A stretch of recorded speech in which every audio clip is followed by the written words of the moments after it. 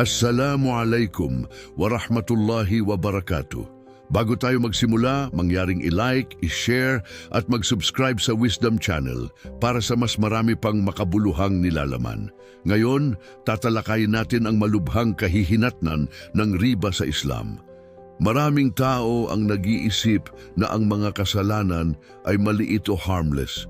Ngunit sa Quran at sa mga hadith ng Propeta Muhammad, sumakanya ang kapayapaan, may mga kasalanang napakalala na tinatawag na digmaan laban kay Allah. Ang unang kasalanang ito ay riba o interes usuri. Hindi lamang ito simpleng pangangalakal o pautang, ito ay isang sistematikong pang-aabuso sa kapwa. Ang mga nagkakasala sa riba ay pinapahamak hindi lang ang sarili, kundi pati ang lipunan. Nagsabi ang propeta, "Man akthara minni qawlaan riba, fa-innahu kama bilharb ma Allah."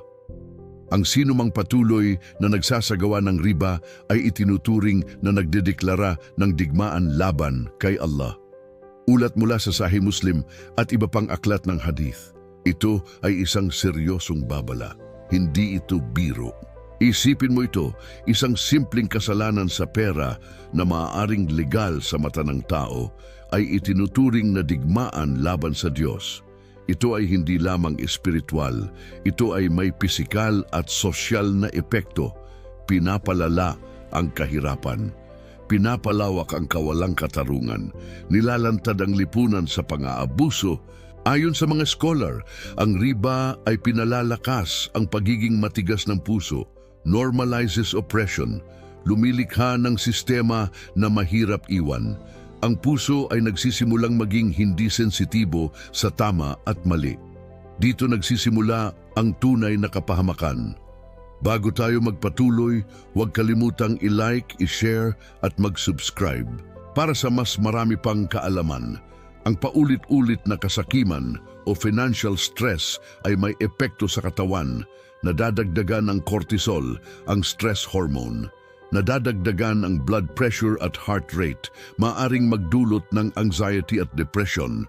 Ang riba ay hindi lang kasalanan, ito ay nakakasama sa pisikal at mental na kalusugan. Ngayong alam natin ang unang pagkakasala na nagdudulot ng digmaan laban kay Allah, may isa pang mas malinaw, ngunit hindi lantad.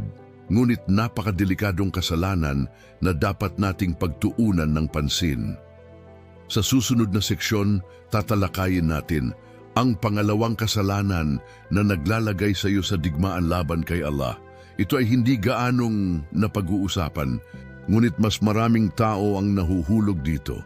Bago matapos ang video na ito, mangyaring i-like, i-share at mag-subscribe. Maraming salamat sa panonood at Assalamualaikum warahmatullah.